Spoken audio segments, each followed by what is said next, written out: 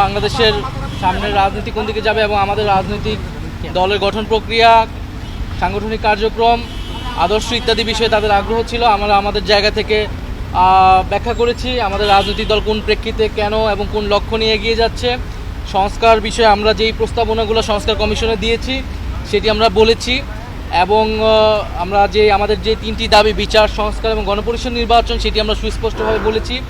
আমরা বলেছি যে আমরা এখানে কোনো ধরনের ন্যূনতম সংস্কার নয়, বরং মৌলিক সংস্কার, রাষ্ট্রের গুণগত পরিবর্তনের জন্য আমরা কাজ করছি এবং কোনো ধরনের পরিবর্তন ছাড়া নির্বাচনের দিকে গেলে সেই নির্বাচনটি গ্রহণযোগ্য হবে না। সেই নির্বাচনে জাতীয় নাগরিক পার্টি অংশগ্রহণ করবে কিনা সেটাও বিবেচনাধীন থাকবে। আমরা আমাদের যে তিনটি এজেন্ডা নিয়েই সারা দেশে কাজ করছি এবং বর্তমান সময়ে যেই মাঠ প্রশাসন রয়েছে সেই মাঠ প্রশাসন আমাদের কাছে মনে হয়েছে যে নিরপেক্ষ আচরণ করছে না।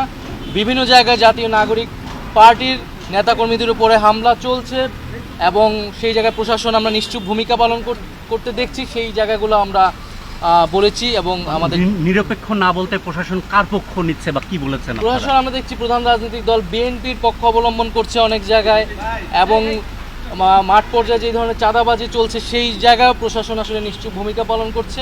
আমরা বলেছি যে এই ধরনের একটি প্রশাসন যদি থাকে তাহলে এর আন্ডারে নির্বাচন করাটাও আসলে সম্ভব নয়। ফলে একটি লেভেল প্লেইং ফিল্ডের জন্য একটি নিরপেক্ষ প্রশাসন, আমলাতন্ত্র, পুলিশ আসলে আমাদেরকে নিশ্চিত করতে হবে। প্রধান উপদেষ্টা ডিসেম্বর থেকে জুন, আমরা প্রাথমিকভাবে সেটাকে সমর্থন করছি, কিন্তু নির্বাচনের আগে আমরা অবশ্যই কি কাজ করে আমরা নির্বাচনের দিকে যেতে হবে, দৃশ্যমান বিচারের রোডম্যাপ দেওয়া এবং সংস্কার অর্থাৎ জুলাই সনদ কার্যকর করা ইত্যাদি ছাড়া আসলে নির্বাচনের সময় নিয়ে আসলে কথা বলে কোনো লাভ নেই।